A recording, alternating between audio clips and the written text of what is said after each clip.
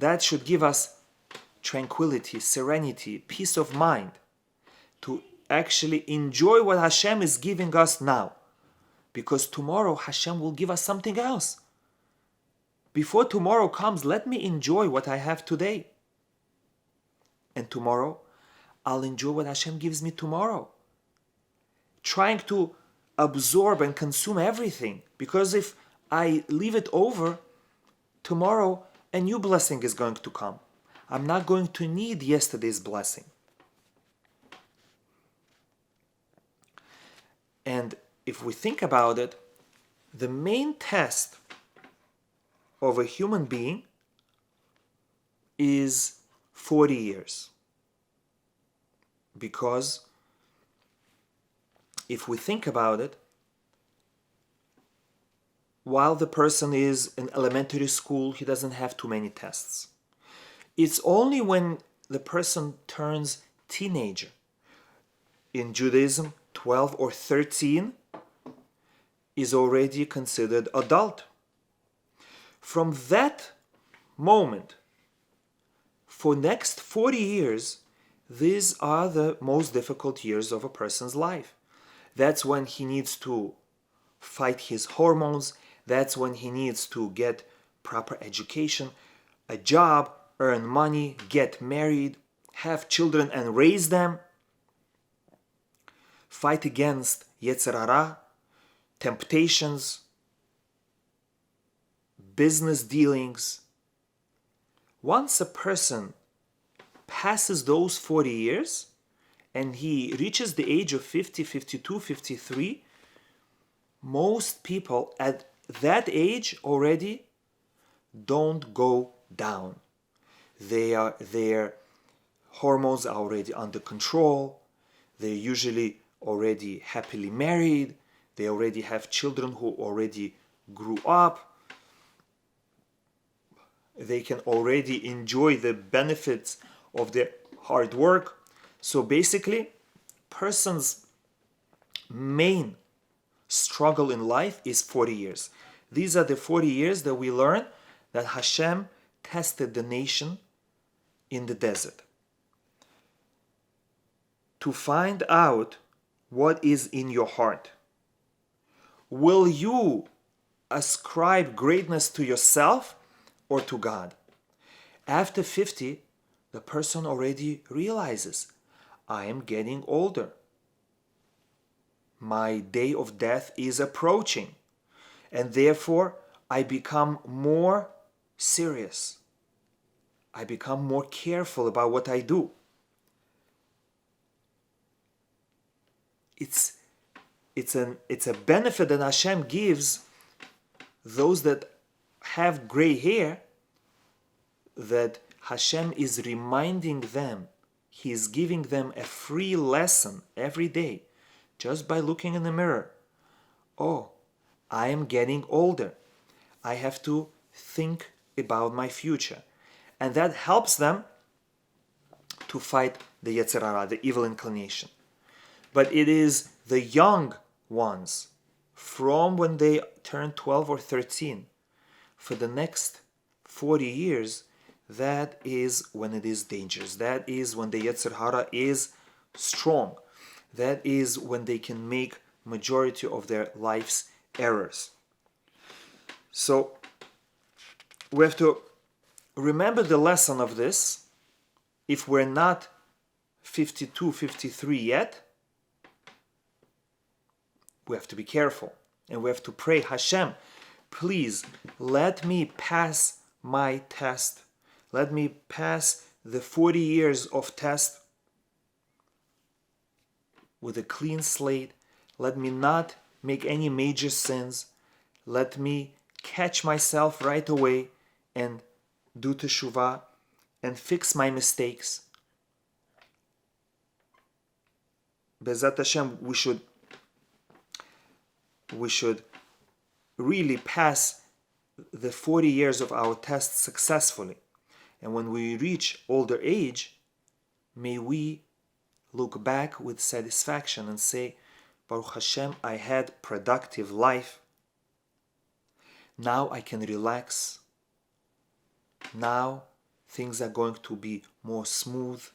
Now I have experience, I have knowledge, I know how to deal with people, I know about life. I have witnessed many miracles from God personally to me. My trust is stronger. It's so much easier to live when you already have life experience. The next part of the Parsha speaks about the goodness of the land of Israel. The land of Israel, the Parsha tells us, is the land that Hashem watches over constantly. The blessing first comes into the world above Jerusalem. It comes when the temple was there. It came through the temple, through Jerusalem, through the entire land of Israel, and then it spread all over. It was like the fuse box, like the point where all the electricity comes into the house, and then all the wires spread to the other rooms. So too it is with the world. First, the blessing pipeline comes to the land of Israel. Hashem himself personally supervises the land of Israel. All the other lands are under the influence, under the supervision of ministering angels, under the supervision of the malachim that are intermediaries. So that itself creates a certain distance between inhabitants of a land and God. And that is why in Israel it's so much easier to achieve holiness. Meaning, the Talmud says that the air, the pure air of the land of Israel makes one smart. And when we say smart, it doesn't mean that you're going to get high score on SAT or Regents. Smart means that you recognize the truths of life. The air that you breathe in the land of Israel, which means when you are on the land of Israel, you are connected to not only the pipeline of blessing, but also the pipeline of wisdom. You're connected to the source of wisdom. And of course, you become smart. You understand things. Now, it doesn't mean that it is actually safe in Israel. You can achieve greater heights in Israel, but at the same time, where there is greater potential for good, there is also greater potential for evil. So in Israel, you can have this dual reality. On one hand, the greatest tzaddikim, the greatest holy people are in Israel. And at the same time, the worst criminals are also in Israel. And that is why Hashem said to the Jewish people, when you are coming to the land, don't think that I'm giving it to you because you're so good.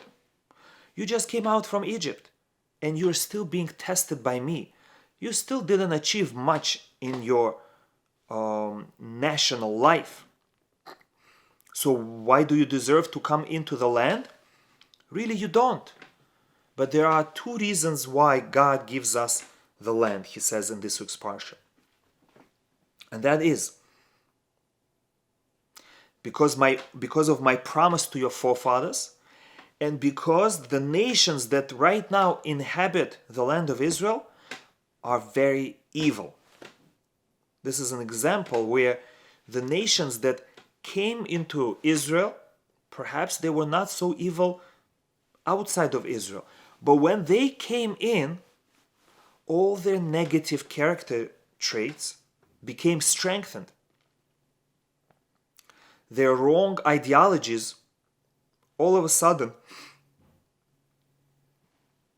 became worse. And the worst nations, the worst behavior was on the land of Israel. Like we remember the story of Sodom and Gomorrah. The evil cities, which until now are used to symbolize evil. When we say sodomy, we refer to a behavior that is depraved and despicable, like the people of Sodom. And it's surprising that it happened on the territory of the land of Israel. They were so bad that Hashem had to pick the whole thing up, the whole valley, and flip it upside down, bury them alive. And Hashem wasn't satisfied by burying them. He had to then rain down salt and sulfur. Until now, 4,000 years later, that area is still desolate. It's even called Dead Sea. Why Dead Sea? Because people there were so evil that Hashem had to destroy them. Why were they so evil? Because there was such abundance of holiness, but together with holiness, just like with electricity, you need positive and negative. Together with holiness comes opportunity to do evil. And so, if a person tends to bad, he will find plenty of it in Israel. Israel will be an example to all the nations of evil behavior, and we see it to our day. But at the same time, if you have a tendency for good, you make an effort to be on the side of good, then you can access the direct pipeline of blessing, of wisdom, divine wisdom, and you can achieve greatness. You can be the most righteous, the most successful spiritual human being. So, our Parsha praises the land of Israel and says that Hashem loves the Jewish people and Hashem loves the land of Israel.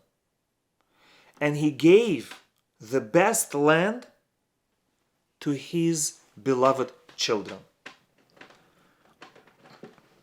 Why is the land of Israel so holy? And here, Kabbalists tell us that when Hashem created the entire world, He actually started with, like science tells us, with one point. And that point expanded. And they tell us, where was that point? That point happened to be in Jerusalem, on the site of the temple, in the Holy of Holies, on that stone that is called Even HaShetiyah, the foundation stone, the famous foundation stone, which is now claimed to be in the Dome of the Rock. What's the rock that we're talking about? That's the rock of Even HaShetiyah, the foundation stone. The Muslims claim that that stone has some significance in their faith, but we say no. That stone is the stone upon which Yaakov slept on his way from his father's house to Lavan. And he woke up and he said, Ma norah hamakom hazeh, how awesome, how great is this place. This is none other than the house of God. Yaakov arose and he said, wow, I realized something. This is the place where it all began. This is the place where God started his creation. So, being the center, being the origin, Jerusalem, the temple, and the land of Israel, of course, they are the closest to it, and therefore they receive direct blessing. And that is why it's not surprising that so many nations try to gain property in the land of Israel for the sake of their religion or whatever other reasons they give. Sometimes they don't even know why. They want to claim the land of Israel. All kinds of religions swept through Israel. All kinds of empires came to Israel and tried to conquer it. And interestingly, it so happens that the land of Israel is really at the crossroads of 3 continents. It's right there, smack in the middle of everything, all the trade routes. It's at the corner of Africa, Asia, and Europe. And uniting all is the Mediterranean Sea. Hashem designed the land of Israel to be in the middle of the world. Physical, political, historical. And anything that happens in the physical world, it's because there is a spiritual reality above.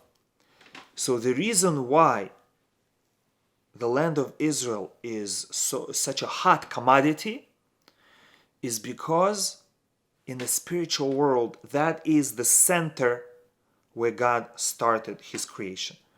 And God started his creation not with the physical world, rather with the spiritual world.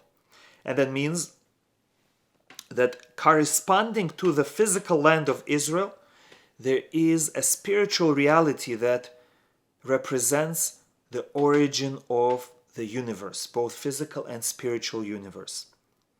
And so that is why in the Torah there is a mitzvah to live in the land of Israel, because like a father who distributes inheritance, and he tells his favorite son, I'm giving you advice, choose this land. I know this land has good water running underneath. You don't see it, but I know there's water underneath.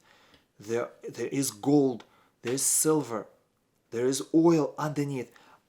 I'm giving you advice, choose this land. And so Hashem tells the Jewish people, I'm giving you a commandment that you should live in the land of Israel. Every Jew, according to his ability, must live in Israel, settle there, or at least visit it, enjoy the spiritual blessing, recharge.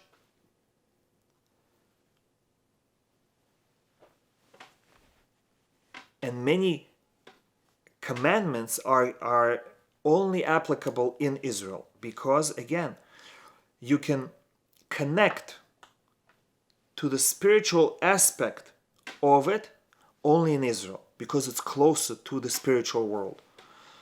If you do a mitzvah here, like tefillin, saying Shema, eating kosher, it still counts. You still get the reward. You still have to observe everything. But if you do a mitzvah in Israel, you are plugging into the direct spiritual connection. Not only that, certain mitzvot are not applicable outside of Israel, like the agricultural mitzvot and all the sacrificial mitzvot. Why not? Because it's so distant from the land of Israel that the spiritual reality doesn't allow for this connection to God so far away from the spiritual center of the world. So it's recommended for every Jew visit Israel not only as a tourist to see historical sites, but also to feel the spirituality of the land, to connect to God, to pray, to meditate, to go out of your way and do as many mitzvot as possible, to create these connections to power, to the spiritual world. And Be'ezat Hashem, may we live to see this world where Hashem is going to fulfill what He promised us in this week's Parsha. Vaya Ekev tishmeun. And it will be when you listen to God's commandments and you perform them, that Hashem will guard for you His covenant and His kindness. He will love you and bless you and multiply you. He will bless your children and the fruit of your land. You will be the most blessed of all the people. You will have no infertility.